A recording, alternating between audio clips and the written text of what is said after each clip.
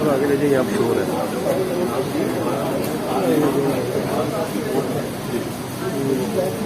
अस्सलाम वालेकुम गाइस। बहुत से व्यूवर्स की फरमाइश आ रही थी कि मैडम आप नूरे मुकद्दम केस के बारे में बात करें। तो आज 23 अक्टूबर 2022 है। आज नूरे मुकद्दम की बर्थडे है। अल्लाह ताला उसको जन्नत में जगह दे। और इस नूरे मुकद्दम की वालदा से जब मैंने पता किया तो उनसे मुझे ये मालूम हुआ कि नूरे मुकद्दम अपनी हर बर्थडे पर चैरिटी किया करती थी। और इसी रवायत को बरकरार रखते हुए आज दोपहर को अभी थोड़ी देर में 3:30 बजे नूरे मुकद्दम के वालिदैन जो है वो ईदी सेंटर जा रहे हैं। ईदी सेंटर इस्लामाबाद जा रहे हैं, जहां वो अपनी बेटी के लिए चैरिटी करेंगे, बिल्कुल उसी स्टाइल में जिस स्टाइल में उनकी बेटी किया करती थी।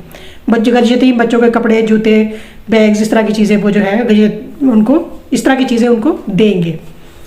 और सारा मुकद्दम भी जो है वो भी अपनी बहन के लिए चैरिटी करेगी। और इस तरह से नूरे मुकद्दम की रूह को सुकून आ सकेगा। वालदा जो है वो बहुत ज़्यादा आबदीदा थी और जाहिर है उनकी बेटी के साथ इतना बड़ा हादसा हुआ है। वालिद साहब भी जो है अभी तक शौक से नहीं निकले।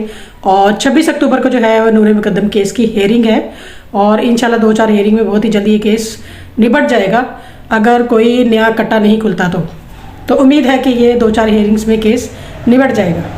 वीडियो अच्छी लगे तो लाइक शेयर सब्सक्राइब ज़रूर कीजिएगा, क्योंकि आपके लाइक शेयर और सब्सक्राइब से ही हमारा हौसला बढ़ता है।